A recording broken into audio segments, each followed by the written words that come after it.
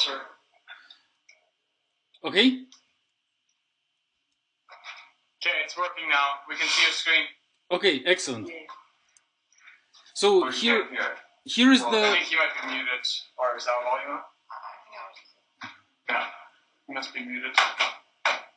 Okay, here is the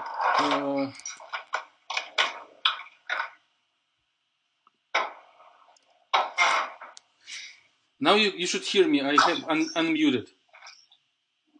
Yes, we can hear you. Oh, we can. Okay. We can hear you. Okay, you can? So here is the list of volunteers for presentations, and it will be in a week from now, so we'll have time to prepare and discuss it on Wednesday night.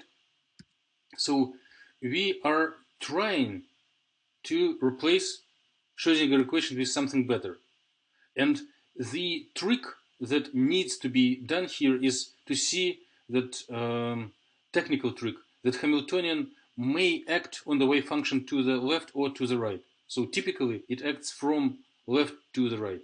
But if we apply Hermitian conjugation to Hamiltonian times wave function, then one is getting opposite thing. Then Hamiltonian, the Hermitian conjugate of Hamiltonian, acts on wave function which is on the other side. And we are going to apply it to the, we use this trick to get a really powerful replacement of Schrödinger equation. So here is standard acting of Hamiltonian from left to the right. And here is this crazy unusual when Hamiltonian acts from right to the left. Right now I do not hear you, but if questions pop up, you unmute your microphone and ask. So here is our standard Schrödinger equation. You apply derivative to wave function, you get minus this factor Hamiltonian times wave function. If you solve it, or if you do it, it is interesting observation. Then phase accumulates with a negative sign, and it corresponds to normal time evolution to the future, from past to the future. If you do conjugation, then it swaps the order. Hamiltonian is now on the right, wave function is on the left. It is not wave function, but wave function conjugate, and Hamiltonian acts from right to the left. As you see, conjugation swaps the sign in front of any imaginary unit, and therefore the phase is accumulating in opposite direction, which means it is a time machine. For this wave function star, it means that time propagates backwards from future to the past. It's just interesting observation. It's not, this time machine is not the main goal of our course. So these two equations will be used as a building bricks, building stones for next step. So I memorize them, write it down somewhere, and go forward. And actually, if you're writing down the equations, you do not need to write this argument, bracket, comma, x, comma, t, it's just waste of time. We can assume that they're there. Okay, so the top line is our bridge to the real life. If we need an observable A and we know the operator for this observable, and we do know the future or whatever, the wave function at each position in each time, then we convolute it. Wave function conjugate, operator, wave function, dx. Now, we apply time derivative. So first it goes time derivative, then this integration. But formally, no one forbids us to swap these two operations, to integrate and to differentiate, because they are applied to different variables.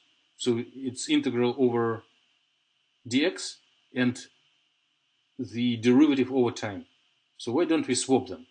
Okay, so now we will integrate whatever is left over after taking time derivative. So what we do have is a derivative, time derivative, of three factors. Wave function conjugated, operator of our observable of interest, and normal wave function. So 3 terms. And you all know how to take derivatives, right? So you take derivative of one function and keep 2 other functions unchanged. Then you keep first function unchanged, take derivative of the middle function, keep last function unchanged. And third term, you keep first and second unchanged and take derivative of the last function. If you want to be precise, we can process the midterm in not academic sense, but in this context, the second term. But it is very secondary. We do not need it right now. We can assume it is 0 if the operator of this variable doesn't change in time. And it is very common. So we have only first and last terms. Okay? Now, what we see here is just derivative of wave function.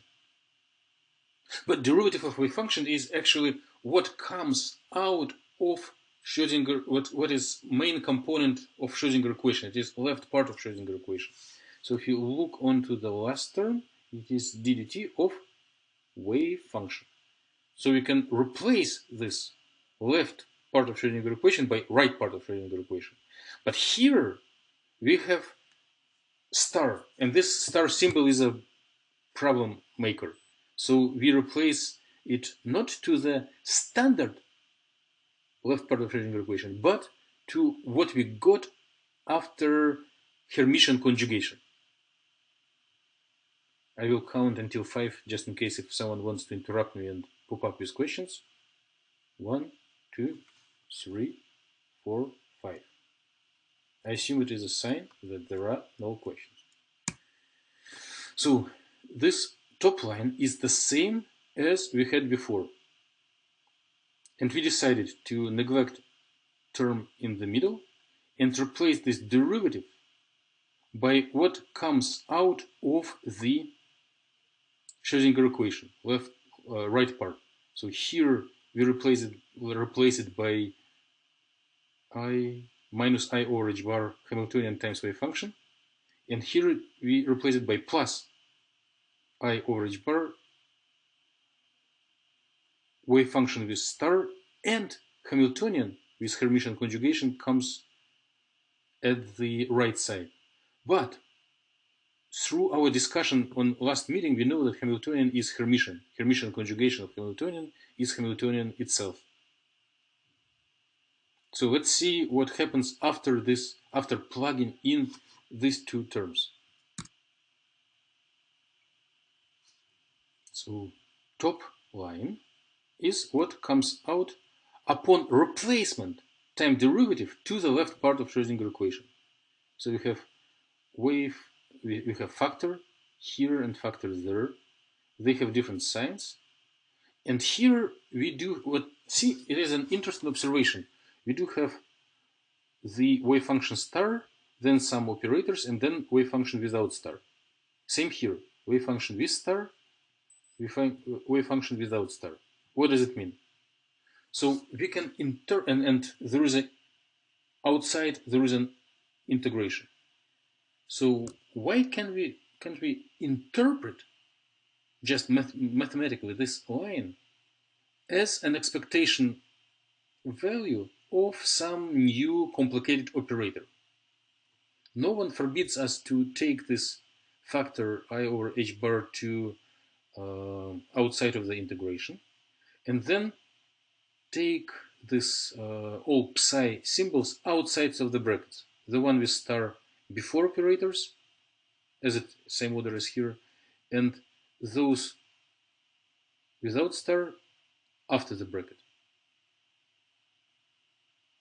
So what do we get now? We have new operator, which is Hamiltonian times operator minus operator times Hamiltonian, and we have expectation value of this thing. So if you know this thing, then we can solve an equation of motion for only for the observable for what we get on the experiment.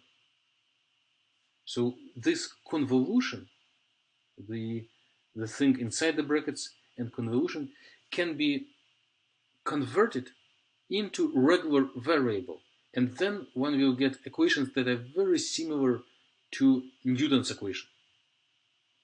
No later than by end of Monday meeting, we will see it in a glowing glory. The nomenclature.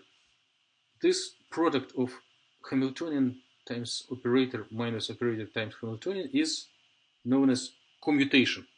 Commutation of Hamiltonian with the operator.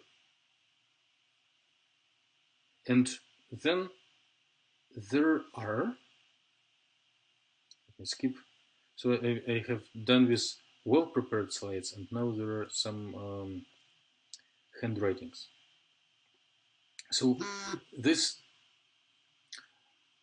commutation of Hamiltonian and operator of interest can be found algebraically in most of the cases.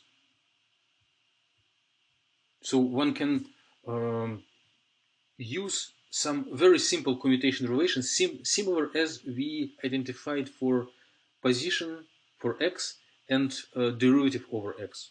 So the answer for this rectangular bracket, which is this HA minus AH, can be found without knowing anything about wave function.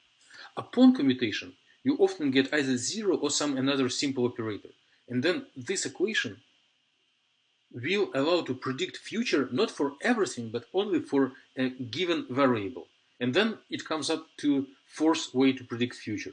So you compose operator of needed observable, use some operator algebra to find this commutator.